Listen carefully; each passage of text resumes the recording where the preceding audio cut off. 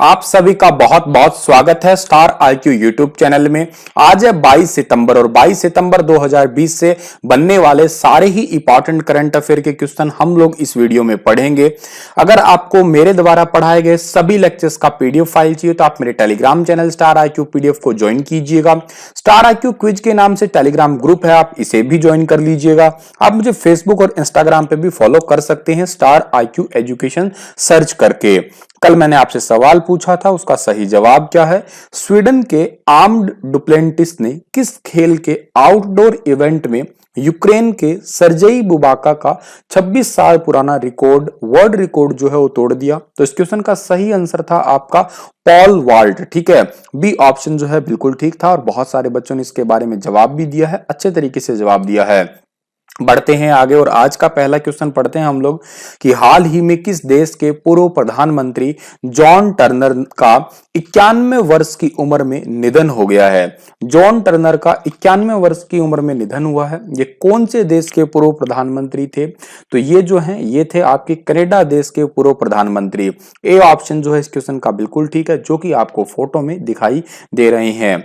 91 वर्ष की उम्र में जो है इनका भी हाल ही में निधन हुआ है। इन्होंने 1984 से जो है 1984 के अंदर कनाडा के अंदर 17वें प्रधानमंत्री के रूप में शपथ ली थी और इनका जन्म हुआ था 1929 के अंदर। ये भी बात आप याद कर सकते हो। इनका जन्म हुआ कहां पे था? इंग्लैंड के अंदर, यूनाइटेड किंगडम के अंदर इनका जन्म हुआ था। 1962 में कनाडा की राजनीति में इन्होंने प्रवेश किया और लिबरल पार्टी के लिए मॉन्ट्रियल से सीट जो है वो प्राप्त की, या यूं कहिएगा ये जीत हासिल की इन्होंने। और अपने राजनीतिक करियर में 1968 से 1975 के दौरान प्रधानमंत्री पीरे ट्रूडो के नेतृत्व में न्याय मंत्री और वित्त मंत्री के साथ में इन्होंने कैबिनेट के रूप में जो काम किया। तो यूं कहिएगा आप लोग कनाडा की राजनीति के एक बहुत ही प्रमुख व्यक्ति जिनका भी हाल ही में निधन हुआ है। जिक्र कनाडा का भी हुआ है तो मैप में देखिएगा ये है कनाडा, करेंसी कैनेडियन डॉलर है और यहाँ की कैपिटल ओटावा है। ठीक है, बहुत सारे लोगों का सपना है खैर कनाडा जाने का। ठीक है, कि जब भी जाने की कोशिश करते हैं विदेश में तो कनाडा जाने का जरूर मन में आता है। और इवन यूं कहूंगा कि यहाँ पे बहुत सारे लोग पंजाबी ही हैं। ठीक है, खैर आगे बढ़ते हैं हम लोग। तो अंतरराष्ट्रीय मुद्रा कोष यानी कि आईएमएफ, इंटरनेशनल मॉनेटरी फंड के कार्यकारी निदेशक का सलाहकार किसे नियुक्त किया गया है? तो इंटरनेशनल मॉनेटरी फंड आईएमएफ के कार्यकारी निदेशक का सलाहकार जो नियुक्त किया गया है इनका नाम है सीमांचल दास। बी ऑप्शन जो है इस क्वेश्चन का हमारा वो बिल्कुल ठीक रहेगा, जो कि आपको फोटो में दिखाई दे रहे हैं यही है सीमांचल दास। और सीमांचल दास जो है ये 1988 बैच के 1988 बैच के जो हैं भारतीय राजस्व सेवा या आयकर विभाग के अधिकारी रह चुके हैं, या हैं अभी भी कहिएगा आप लोग। ठीक है, मतलब 1988 बैच में आयकर अधिकारी के रूप में या भारतीय राजस्व सेवा के रूप में इन्होंने काम करना शुरू किया था।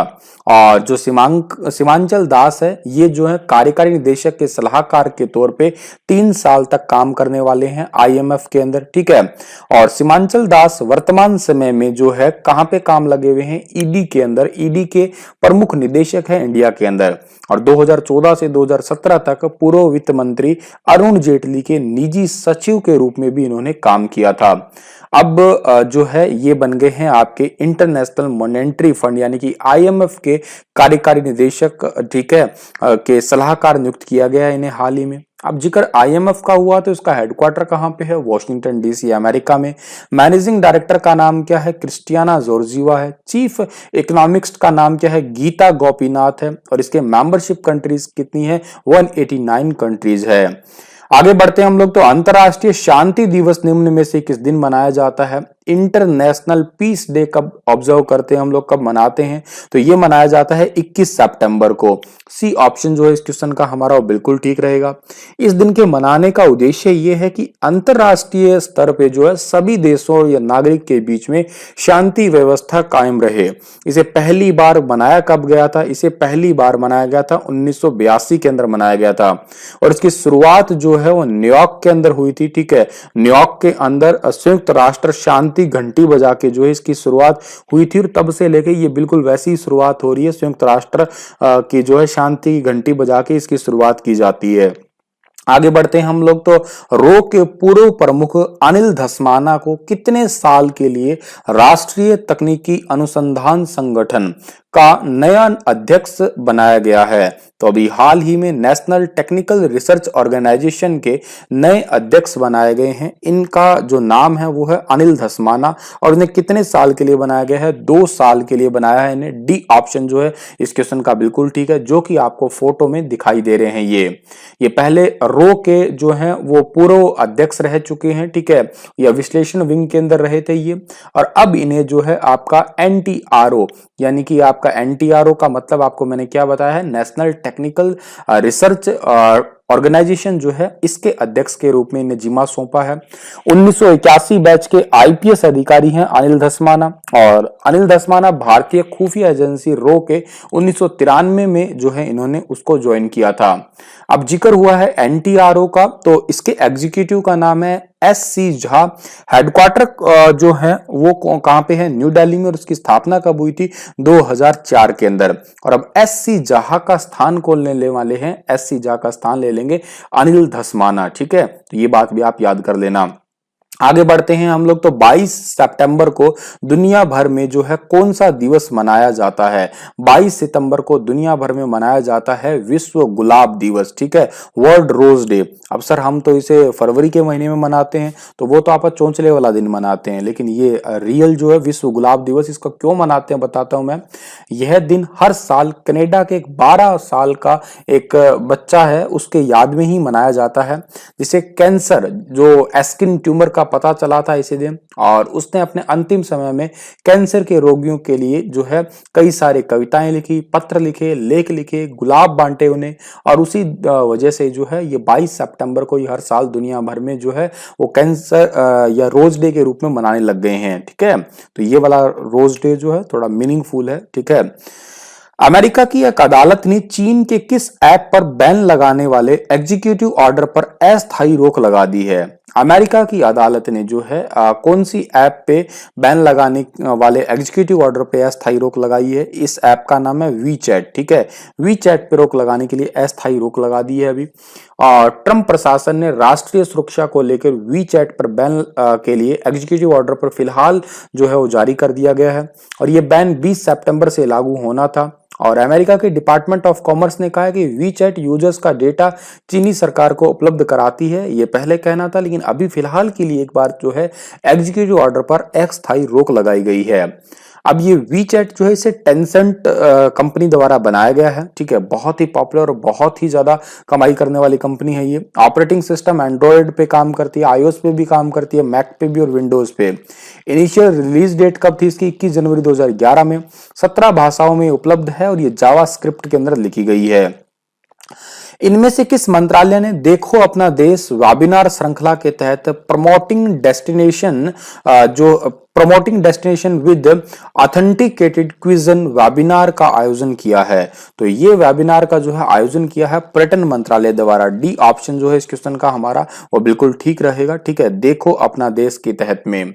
अब इसका मतलब क्या है? इसका मतलब है कि इसमें भारत को विभिन्न व्यंजनों की भूमि के रूप में पेश किया जाएगा इस वेबिनार के अंदर, जिसमें से 3 राज्य जैसे उत्तराखंड, पंजाब और दिल्ली के कुछ, दिल्ली केंद्र शासित प्रदेश होगा, यहाँ के पारंपरिक जितने भी व्यंजन है इनको प्रस्तुत किया जाएगा इस वेबिनार के तहत, ताकि जो है पर्यटन क्षेत्र को आने वाले टाइम में बढ़ावा मिल सके। देखो अपना देश बहुत इंपॉर्टेंट क्वेश्चन बन सकता है पेपर के लिए, जरूर याद कर लेना आप लोग। भारत के किस देश को कोविड-19 संकट से निपटने के लिए 25 करोड़ डॉलर की वित्तीय सहायता दी है?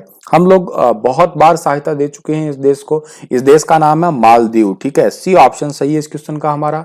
मालदीव को कोविड-19 से संकट से निपटने के लिए फिलहाल 25 करोड़ डॉलर की वित्तीय सहायता दी है। इस वित्तीय सहायता पर मोदी ने कहा है कि गहरे मित्र और पड़ोसी होने के नाते भारत और मालदीव कोविड-19 से पैदा हुए स्वास्थ्य और आर्थिक चिंताओं का मुकाबला करने के लिए एक दूसरे का सहयोग जो है अब किया है, और आगे आने वाले टाइम में भी जारी रखेंगे इस सहयोग को। मालदीव की बात हुई है, मालदीव की जो कैपिटल है वो माले है, करेंसी मालदीवियन रुपया है, प्रेसिडेंट का नाम इब्राहिम मोहम्मद सोली है। भारत के किस पूर्व प्रधानमंत्री ने हाल ही में राज्यसभा की सदस्यता की शपथ ली है। राज्यसभा की सदस्यता की शपथ ली है एच डी देवगौड़ा ने। ठीक है, बी ऑप्शन जो है इस क्वेश्चन का हमारा बिल्कुल ठीक है। ये हमारे भारत के प्रधानमंत्री भी रह चुके हैं। ठीक है, और 1994 से 1996 तक कर्नाटक के मुख्यमंत्री रहे हैं ये। 1996 में आम चुनाव के बाद में संयुक्त मोर्चा सरकार नेतृत्व करने वाले देश के 11वें प्रधानमंत्री बने थे ये। राज्यसभा के सभापति एम वेंकैया नायडू ने जो है इन्हें राज्यसभा के अंदर एक मेंबर के रूप में शपथ दिलाई है। काफी इंपॉर्टेंट क्वेश्चन है आपके लिए, तो जरूर इसे याद कर लेना आप लोग। अगला क्वेश्चन भी काफी इंपॉर्टेंट है कि 21 सितंबर को दुनिया भर में कौन सा दिवस मनाते हैं। विश्व शांति दिवस तो मनाते ही, अभी पढ़ा है आपने इंटरनेशनल पीस डे, ये तो एक ही बात हुई आपकी। ठीक है, लेकिन एक दिवस और बताने के लिए क्वेश्चन मैंने लगाया है, विश्व अल्जाइमर दिवस भी मनाया जाता है इस दिन। सी ऑप्शन भी ठीक है, तो ये डी ऑप्शन ही रह गया, सारे के सारे दिवस ही मनाए जाते हैं, ये बात आप याद कर लीजिएगा। ठीक है, अल्जाइमर दिवस भी मनाया जाता है और पीस डे तो आपको बता ही दिया, अल्जाइमर्स डे भी मनाया जाता है। ठीक है, तो ये सारे के सारे दिवस आप याद कर लेना और इसी के साथ ये लेक्चर समाप्त होता है। पर आपके लिए क्वेश्चन है कि किस देश की यूनिवर्सिटी या मोनाश यूनिवर्सिटी के शोधकर्ताओं ने 10 साल तक रिसर्च के बाद लोगों को दृष्टिहीनता से छुटकारा देने के लिए बायोनिक आंख विकसित की है। बेहद इंपॉर्टेंट क्वेश्चन है, बताइएगा किसने की है और इस देश के बारे में विस्तार से और इस आंख के बारे में भी विस्तार से आप लोग बताइएगा। धन्यवाद। कल सुबह फिर 5 बजे हाजिर होऊंगा, तब तक के लिए आप हंसते रहना, मुस्कुराते रहना। धन्यवाद।